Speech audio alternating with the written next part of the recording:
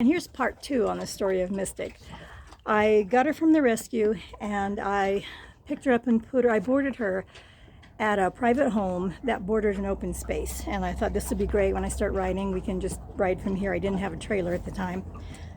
And the woman was very excited about having her there and about having an untrained horse there. And the second day I was there, she said, "You know what? We can put her in a stall and tie her head to her tail and she'll learn to turn."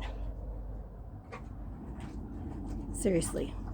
I had never heard of such a thing, but I was terrified, so I moved her 2 days later.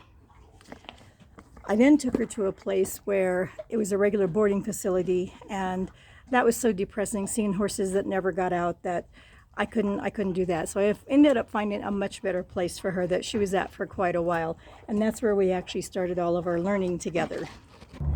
As I said, I've done things that I regret. Mostly based on, I always think that everyone else knows more than I do. I did. Everyone else knows more than I do about horses. And when it comes to proper training, a lot of people do. But when it comes to just knowing the horse, I have learned to trust myself. And it's been a learning curve for both of us. I have learned to commit to who we are together and to resist the pressure I feel from outside influence on what other people do with their horses or whatever they think. But it took a while to actually commit to that.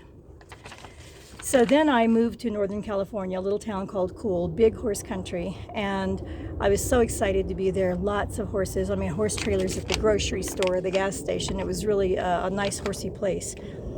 And I started riding a lot, and I had a lot of accidents.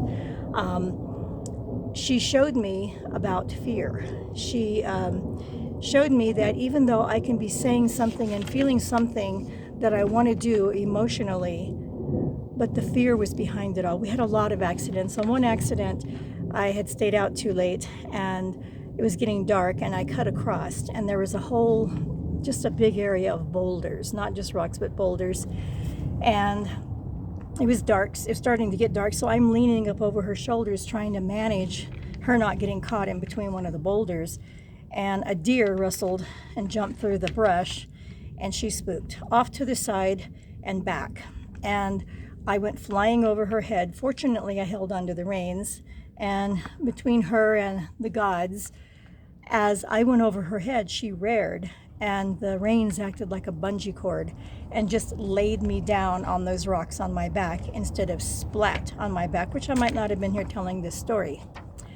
And another time we were riding at a fast trot, and I used to always ride with like a fanny pack and a frozen water bottle around my waist.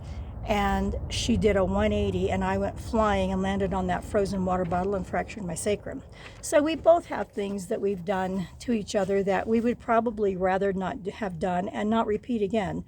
But from those, we have both learned so much. And I can tell from her that she too knows that she has experienced and learned so much from our innocent and our adventurous relationships that we've had. She's been through a lot with me, moving a lot. She was my only horse for many years, so she got to do all the camping and the rides. She truly is so sensitive. She's not huggy at all. She's not affectionate. If she doesn't like to be brushed, she doesn't like to be hugged on. If she comes up behind me and just touches me with her nose, I feel like she's given me a great big horse hug. That's just how she is, and I've learned to appreciate and to trust that we still have a deep relationship despite the fact that she's kind of a touch-me-not. I'm writing an oracle deck, and she has 2 words in there. Both of my horses have 2 words, and her words is beauty. And I wrote that it isn't because she's such a beautiful horse. Most people, everybody would say Chant is a much more beautiful horse. She's very well bred. Mystic is a great Arabian, but she's beautiful when you know her. Her spirit is so honest and so true and so compassionate that she has this inner beauty that I see. Her other word is acceptance.